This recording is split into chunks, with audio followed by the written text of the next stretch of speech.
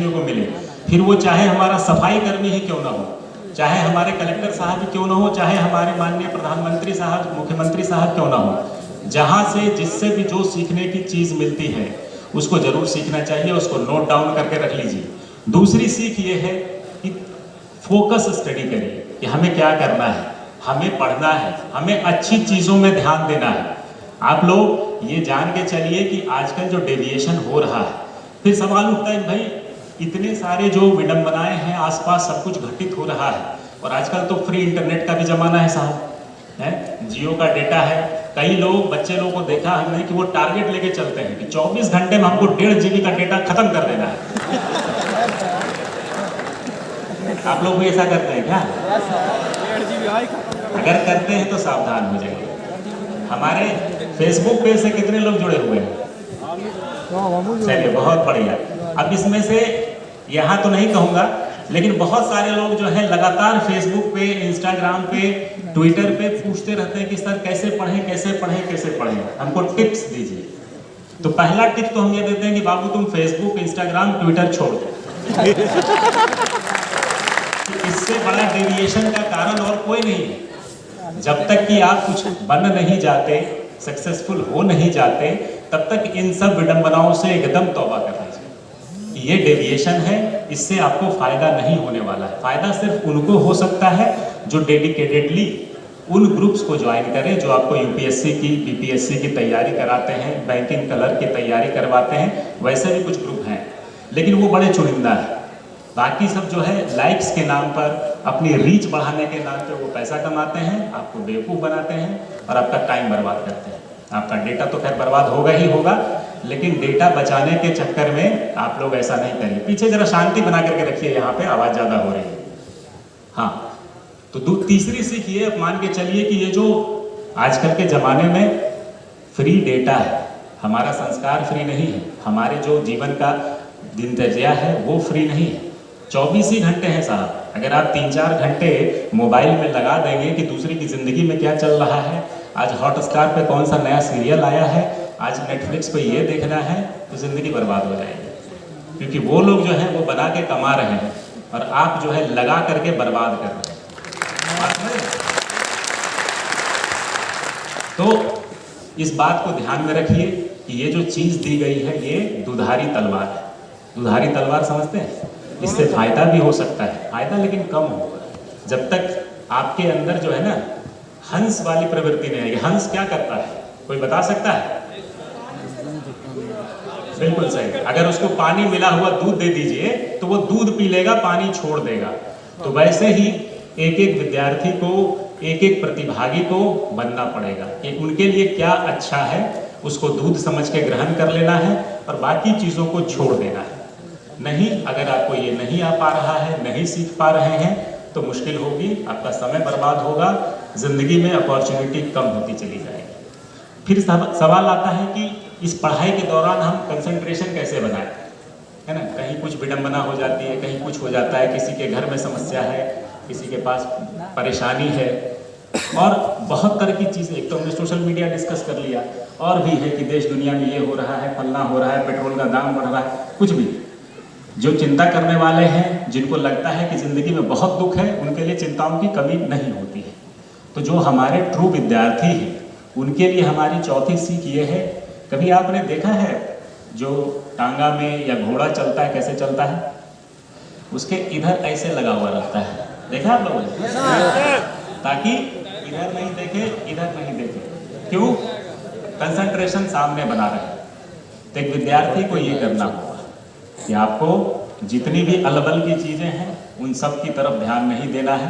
आपका ध्यान किस में होना चाहिए? आपका लक्ष्य जहाँ है, फिर वो लक्ष्य एसएससी हो, सिपाही भर्ती हो, दरोगा भर्ती हो, custom excise, BPSC, UPSC, MBA, CAT, जो भी हो, आपको लक्ष्य निर्धारित करना है और उसकी तरफ घोड़े के माफिक बढ़ना है। समझ गए? फिर आता है सवाल कि भाई हमारी आर्थिक स्थिति ठीक नहीं, कई लोगों को लगता होगा, है ना? नहीं है, सब लोग अमीर घर से हैं। अच्छा, अगर आप लोग अमीर घर से होते, टाटा बिरला से होते, तो यहाँ नहीं बैठे होते क्या? तो हम लोग तैयारी नहीं कर रहे होते। हम लोग यहाँ जितने लोग बैठे हुए हैं सब लोग हम लोग इसी तरह से लोअर मिडिल क्लास घर से हैं, तभी हम लोग सपना देख रहे हैं कि हम लोग सरकारी नौकरी करेंगे, समाज सेवा करेंगे, घर परिवार का भी जीवन यापन अच्छे से हो जाएगा। तो कई लोगों के सामने समस्या होती है कि साहब हमारी आर्थिक स्थिति ठीक नहीं है, हम कैसे पढ़ेंगे, कैसे रहेंगे, दिल्ली पटना जाना पड़ता है, पटना दिल्ली जाना जरूरी है, घर से पैसा नहीं मिल रहा है। तो ये जान लीजिए कि ऐसी समस्याएं यहाँ पर हम में से लगभग हर एक के सामने आती है। कोई ये नहीं कह सकता कि उसके पास कोई समस्या नहीं है। कोई कह सकता है क्या? यहाँ बैठा हुआ कोई कह दे हमको कि उसके पास कोई समस्या नहीं। सभी के पास कुछ न कुछ समस्या रहती है। किसी के पास आर्थिक स्थिति खराब होती है, किसी की सामाजिक स्थिति खराब होती है, किसी के हाथ पाँव ही नहीं रहते। आपने देखा किसी का हाथ ही नहीं रहता, किसी का आँख बड़ा कमजोर रहता है, किसी को चलने में दिक्कत होती है। तो ये एक एक्सक्यूज नहीं हो सकता कि आपको ये चीज खराब है इस वजह से आप नहीं कर पाएंगे।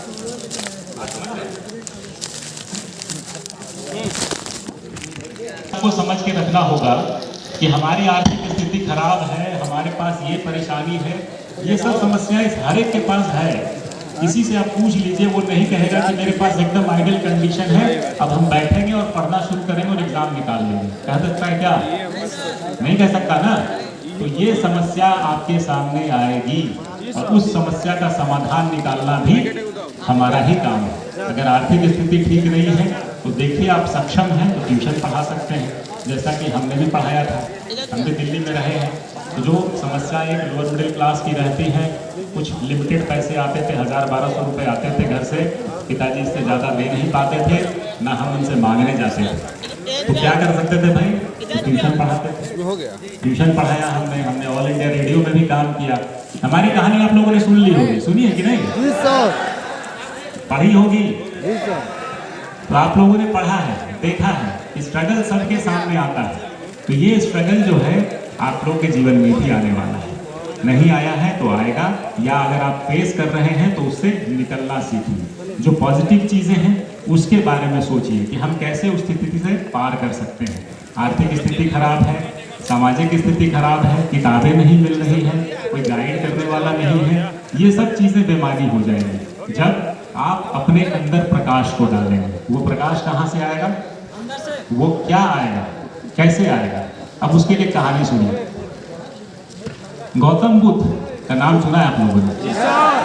बहुत बड़ा।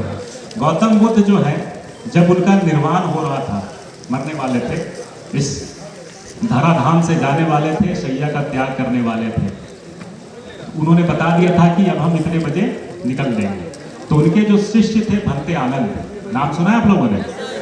भंते आनंद बहुत फूट फूट के रोने लगे कि सर अब कैसे होगा, अब तो चले जाइएगा प्रभु, अब हम लोगों को कौन रास्ता दिखाएगा, कौन रास्ता दिखाएगा, कैसे हमारा कल्याण होगा? तो उन्होंने कहा अब दीपो भव, अर्थात अपना दीपक स्वयं बनो, अपना दीपक स्वयं बनो, प्रकाश अपने अंदर जगाओ, और जब आप जगोगे तभी आप समाज में उजाला ला सकते हो, समाज में प्रकाश फैला सकते हो।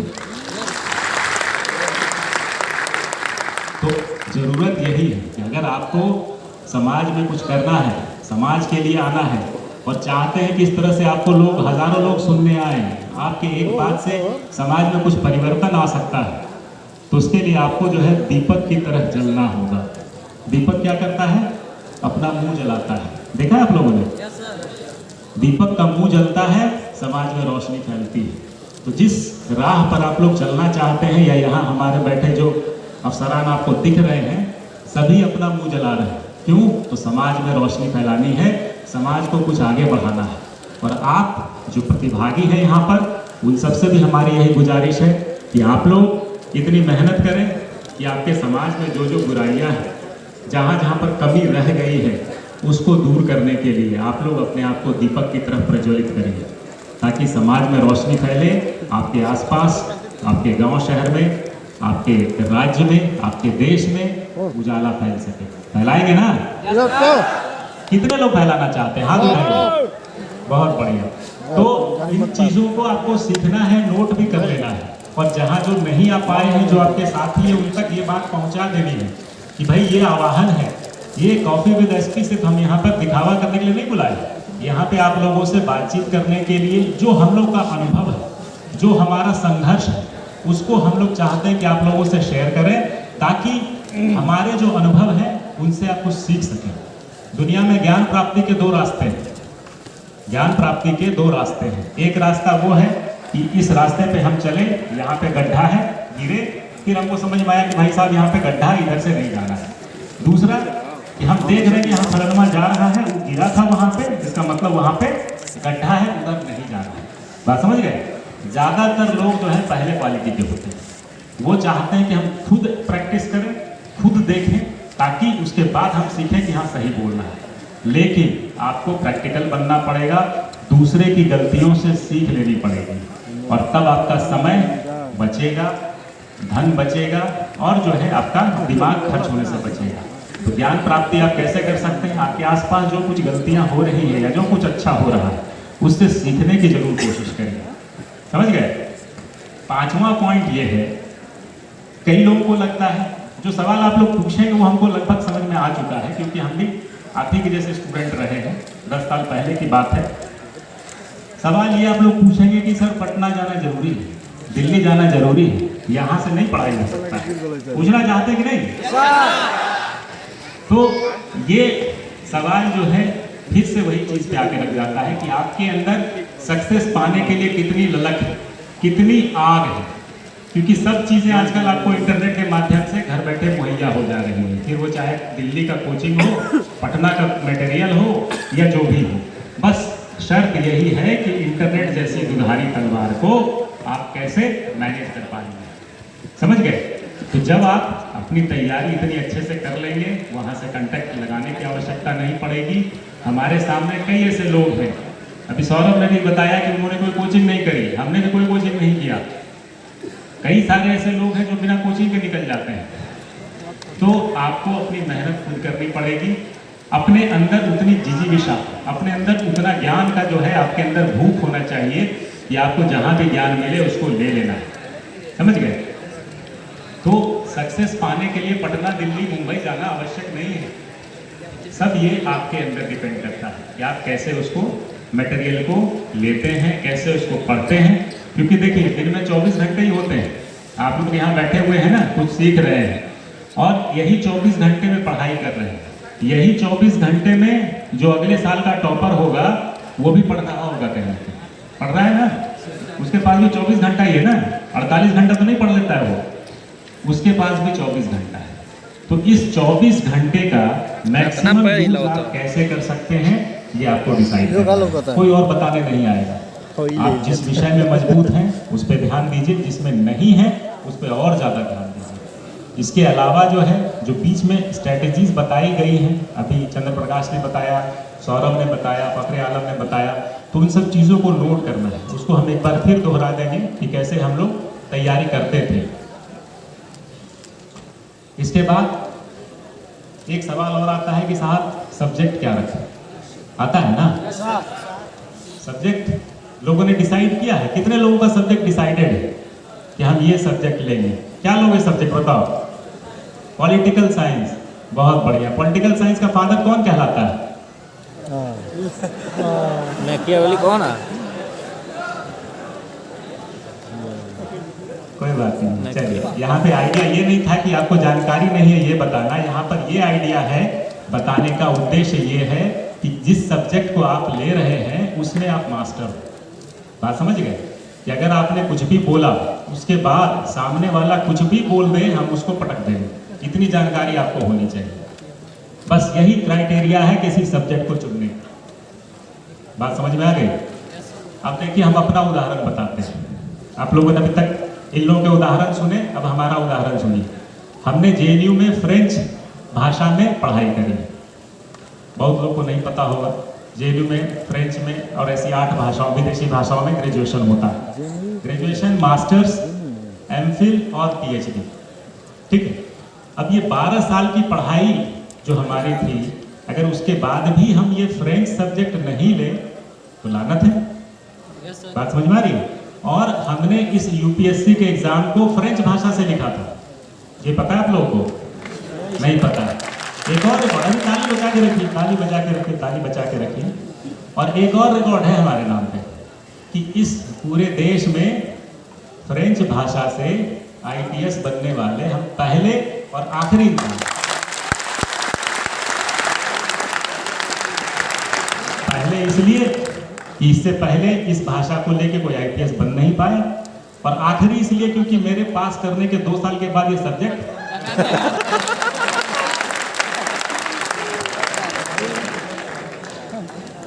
तो अब आप लोगों ने देखा कि सब्जेक्ट चुनने का क्राइटेरिया क्या था। मेरे सामने किसी का एग्जाम्पल नहीं था जिससे भी हमने बात किया कि साहब हम फ्रेंच सब्जेक्ट रखना चाहते हैं यूपीएससी में। सबने कहा मत रखो, किसी का होता नहीं है। बात समझ रहे हो? किसी का होता नहीं है, दिक्कत में पड़ जाओगे, समय बर्बाद हो जाएगा। लेकिन हमने क्या किया? हमने रखा, एग्जाम दिया, अच्छे नंबर आए और आज आप लोगों के सामने खड़े हैं। तो इसके कहने का मतलब ये है कि सब्जेक्ट जो भी आप चुने पकड़ मजबूत रखें, है ना, जिसमें आपको मन लगता हो। Political science, psychology, philosophy, pub तो हमेशा से जो है प्रैक्टिस में रहता है। जो भी सब्जेक्ट आप रखना चाहें बिल्कुल रखिए, लेकिन अपनी कुव्वत को जरूर जान लीजिए कि आपने कितनी लगन से पढ़ाई करी है। फांकी तो नहीं मारे थे, है ना। और कोचिंग वोचिंग के भरोसे बहुत मत रहिएगा, क्योंकि जब तक आप अपने अंदर ये आग नहीं जलाते हैं सब्जेक्ट पढ़ने की, जब तक आपको ये नहीं लगता है कि हम कर सकते हैं, इसमें थॉरो है, इसमें कुछ भी पूछे तो हम इसमें बता देंगे, तब तक उस सब्जेक्ट को मत रखिए। और उसको इतना पढ़िए, इतना प्रैक्टिस करिए कि सामने वाला जो है मजबूर हो जाए, कहे कि नहीं आपको तो बहुत जानकारी है, आपसे ज़्यादा जानकारी हमको नहीं है। आप लोगों ने राजेंद्र प्रसाद की कथा सुनी होगी, भारत के पहले राष्ट्रपति, आपके बगल के जीरादेई के डॉक्टर राजेंद्र प्रसाद। क्या कहानी थी उनकी पता है? सबको पता है कि वो जो है 10 क्वेश्चन आता था, उसमें रहता था कि किन्हीं 5 या 7 क्वेश्चन का जवाब दे दीजिए। राजेंद्र प्रसाद क्या करते थे? सभी का आंसर लिख दिए, एग्जामिनर को बोले कि कोई 10 में से 5 चेक कर लेना। बात समझ में आ रही है? जानकारी इतनी होनी चाहिए कि फिर उसमें आपको कोई ज्ञान नहीं दे सके। इतना अपने आप को काबिल बनाइए, और काबिल बनेंगे तो कामयाबी झक मार के आएगी। 3 इडियट्स का डायलॉग याद है? मूवी देखते हैं कि नहीं आप लोग? बहुत बढ़िया। 3 इडियट्स देखे होंगे? क्या पसंद आया, क्या उसमें खासियत थी? यही डायलॉग, काबिल बनो, कामयाबी झक मार के आएगी। काबिल आप बनिए, देखिए आपके पीछे लोग दौड़ेंगे, कोई मतलब नहीं है। काबिल बनिए, जिस सब्जेक्ट में जाना चाहते हैं, जिस फील्ड में जाना चाहते हैं, आप उठा के देख लीजिए। जो भी आपके सामने एग्जाम्पल है, अमेरिका से लेकर इंडिया तक, इंडिया से लेकर बिहार तक, जो भी आपको चमकता हुआ सितारा दिख रहा है, उसके पीछे ये है कि उसने मेहनत करी है, वो अपनी फील्ड में काबिल है और दुनिया आज उसको खोजती है। तो इसीलिए आप लोग काबिल बनिए और मेहनत इतनी लगन के साथ करिए कि फिर उसके बाद कुछ बचे नहीं। एक और फिल्म का जिक्र करेंगे, ओम शांति ओम, देखें? कोई बता सकता है उसका फेमस डायलॉग क्या है? बोलो। किसी भी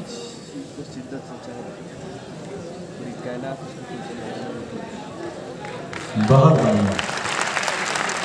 जो लोग सुन नहीं पाए उनके लिए थोड़ा हम बोल दें कि किसी भी चीज को पूरी शिद्दत के साथ चाहो, किसी भी चीज को पूरी शिद्दत के साथ चाहो तो पूरी कायनात तुम्हें उससे मिलाने में लग जाती है। और ऐसा होता है, ऐसा होता है। आप लोग करके देखिए, जिन्होंने नहीं किया है वो करके देखिए, जिन्होंने महसूस किया है वो जानते हैं। वो इधर के लोग हैं जो आगे बैठे हुए हैं, जो इधर बैठे हुए हैं, वो सभी ने ऐसा किया हुआ है अपने अपने समय में। तो वो आप करके कोशिश देखिए, यकीनन उसमें सफलता मिलेगी, सफलता मिलेगी और आपको अपना सपना पूरा करने का सफलता मिलेगा। सपना क्या हो सकता है? सपना क्या होता है? सपना जो रात में सो के देखते हैं। एपीजे अब्दुल कलाम ने क्या कहा था? एपीजे अब्दुल कलाम हमारे पूर्व राष्ट्रपति, उन्होंने ये कहा था कि सपने देखिए, सपने देखिए, सपने वो नहीं जो आप रातों को सोते हुए देखते हैं। सपने वो नहीं जो आप रातों को सोते हुए देखते हैं, सपने वो जो आप दिन में जागते हुए देखते हैं, और सपने वो जो आपको रातों को सोने नहीं देते। मतलब क्या है भाई? ऐसा सपना हम देखे ही क्यों? कोई पूछेगा ना, दिन में कौन सपना देखता है और उसकी वजह से रात में कौन जगता रहेगा? तो ये वही लोग हैं जो देश को, दुनिया को बदलते हैं, वही लोग हैं। अगर ये सपना न्यूटन नहीं देखते, उनके माथे पे सेब नहीं गिरता, तो आज हम लोग ग्रेविटी नहीं पढ़ पाते। यही सपना जो है रिलेटिविटी की थ्योरी में आइंस्टीन नहीं देखते, तो आज दुनिया उनको नहीं पूछती। तो ये सपना देखना होता है। आपको अपने अंदर ऐसी चीज़ों को खोजना पड़ता है जिसके बारे में आपको ज्ञान नहीं है या जिसके बारे में आपको कर लेना है। ये सपना कुछ भी हो सकता है। ये सपना, चाहे आप बैंक क्लर्क बनना चाहते हो, चाहे आप सब इंस्पेक्टर बनना चाहते हो, आप चाहे सिपाही बनना चाहते हो, चाहे आप IAS IPS बनना चाहते हो, फॉरेन सर्विस में जाना चाहते हो, लेकिन उसके लिए सबसे ज़रूरी है उस सपने को जिंदा रखिए, उस सपने को देखिए, उसके बारे में सोचिए कि हमें यहाँ पहुँचना है, यहाँ पहुँचना है, यहाँ पहुँचना है। और उसको पहुँचने के लिए जो अब आपके दिमाग में केमिकल लोचा होगा ना, तब जाकर के आपका पथ प्रशस्त होगा, तब जाके आपको राहें मिलेगी कैसे आप वहाँ तक पहुँच सकते हैं। और अब मान लीजिए कि आपने जो है IAS IPS बनने का सपना देख लिया है, तो अब उसको कैसे शुरुआत करेंगे? अब हम लोग बात करते हैं तैयारी की स्ट्रेटजीज पे।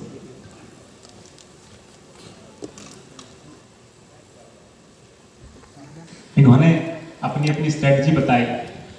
जो कॉमन स्ट्रेटजी सामने आती है, जिस पे हमने कुछ आर्टिकल्स भी लिखे हैं, लोगों ने पढ़ा है, या आप लोग चाहेंगे तो हम फिर से फेसबुक के माध्यम से आप लोग तक पहुंचा देंगे। सिंपल सी चीज़ होती है, मान लीजिए UPSC देना है। UPSC देने आए हैं लोग? कितने लोग UPSC देना चाहते हैं? चलिए ठीक है। तो बेसिकली हम जो बता रहे हैं UPSC के लिए और उसके साथ किसी भी एग्जाम के लिए वैलिड रहेगा। तो जो भी आप एग्जाम देना चाहते हैं, पहले उसका सिलेबस पढ़ लीजिए। क्या पूछता है? सिलेबस देता है ना कि हाँ फल्ला फल्ला फल्ला चीज़ पूछे। जैसे पॉलिटिकल साइंस बता रहे थे ये भाई साहब, तो पॉलिटिकल साइंस में UPSC क्या सिलेबस कहती है या BPSC क्या सिलेबस कहती है, वो हमारी ज़बान पे होना चाहिए। कैसे होगा? साइट पे जाइए, क्लिक करिए सिलेबस, सिलेबस में डाउनलोड करिए, जो सब्जेक्ट दिखता है उसको निकालिए, प्रिंट आउट मारिए और घर में रूम के सामने लगा दीजिए। उसको पढ़िए, रोज पढ़िए। आपके दिमाग में आएगा कि हाँ क्या पढ़ना है, कहाँ तक पढ़ना है। ये आपका वेवलेंथ सेटअप कर देगा। वेवलेंथ क्या होता है? ये देखिए, जो ड्रोन देख रहे हैं ना, ऊपर नहीं जाएगा, ये नीचे भी नहीं जाएगा, ये नीचे में रहता है। तो ये जो है वेवलेंथ हो गया इसका। तो वैसे ही सिलेबस जो है आपके वेवलेंथ को बताएगा कि कहाँ तक हमको पढ़ना है, कहाँ से ऊपर नहीं जाना है। बहुत ज़्यादा चीज़ पढ़ने की आवश्यकता नहीं होती, जितना बताया गया है उतना ही पढ़िए। सिलेबस में जो है उतना जानिए। सिलेबस के साथ पिछले 5 साल में क्या क्या क्वेश्चन पूछा गया है, क्वेश्चन पेपर लगभग सभी एग्जाम के आपको इंटरनेट पर मिल जाते हैं, उसकी वेबसाइट से मिल जाते हैं उस सब्जेक्ट का। और उसको पढ़िए, उसको बनाने की कोशिश करिए। बनाने की कोशिश करेंगे तो हो सकता है एगो बने, दूगो बने, नहीं बने। आपको अपनी औकात पता चल जाएगी कि हमने कहाँ तक पढ़ाई करी है, कहाँ तक हमारी तैयारी का लेवल है, कहाँ हमको ज़्यादा फोकस करना है। कई बार होता क्या है कि एक एक चैप्टर से ज़्यादा क्वेश्चन पूछे जाते हैं, कुछ चैप्टर से कम पूछे जाते हैं। तो उन चीज़ों के वेटेज के बारे में आपको जानकारी मिलेगी कि हाँ साहब इस पे हमको ज़्यादा फोकस करना है। तो वो देख लीजिए। एक तो सिलेबस को पहले डाउनलोड करके पढ़िए, दूसरा क्वेश्चन पेपर्स को डाउनलोड कर करके पढ़िए, बनाने की कोशिश करिए। आपको पता चलेगा कि आप कितने पानी में हैं। अब आइए बात, ज़्यादातर जगहों पर जनरल नॉलेज पूछा जाता है। जनरल नॉलेज क्या होता है? जनरल नॉलेज क्या होता है तो बताइए? सामान्य ज्ञान। सामान्य ज्ञान। अभी सामान्य ज्ञान जो है ना, अपने आप में बड़ा ही डाइसी शब्द है। ये धरती के नीचे से आसमान के ऊपर तक कुछ पूछ देगा, कहेगा कि ये सामान्य ज्ञान। तो अब कैसे इसकी तैयारी करें भाई? तो जो जो चीज़ें दी गई है, जो आपके सामने गुजरती है, वो कहीं ना कहीं आपको पूछी जा सकती है। ठीक है, तो जो जो चीज़ें अभी तक आपने पढ़ी हैं उसको रिवाइज करते रहिए। बिहार में खास करके 1-2 किताब का हम जिक्र करना चाहेंगे।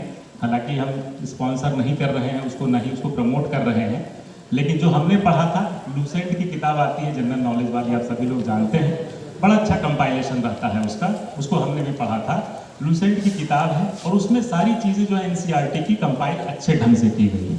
अब चूंकि हम लोग बिहार बोर्ड वाले हैं, बिहार बोर्ड में क्या होता है, ये जो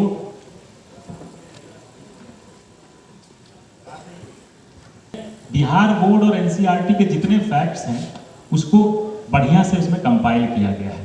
अब उसको जो है उसने एक जगह दे दिया है, तो रिवीजन में आपको सहूलियत हो जाती है। बाकी किताब हम शायद नहीं देखें इसलिए हम उनके बारे में नहीं बता पाएंगे, लेकिन ये जो बता रहे हैं इसमें बहुत सारी चीज़ें जनरल नॉलेज की दी गई हैं, तो उसको आप लोग चाहें तो कंसल्ट कर सकते हैं।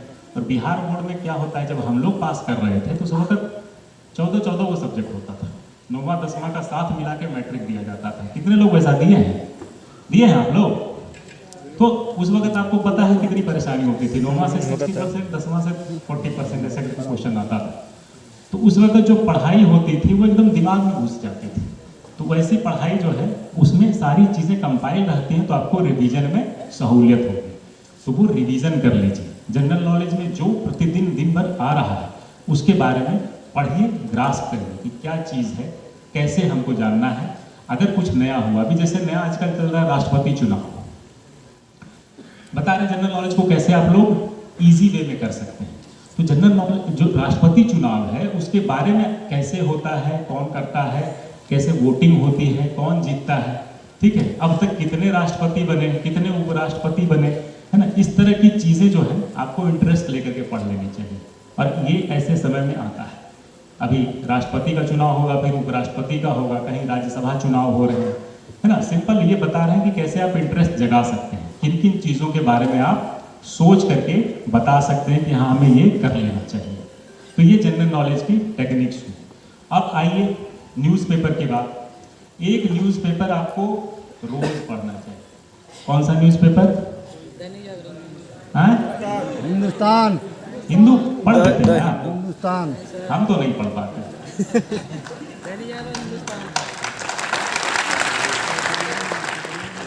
हिंदू जो है पढ़ लेते हैं तो बहुत अच्छी बात है, लेकिन उसमें इतनी क्लिष्ट भाषा रहती है कि थोड़ा सा परेशानी होता है।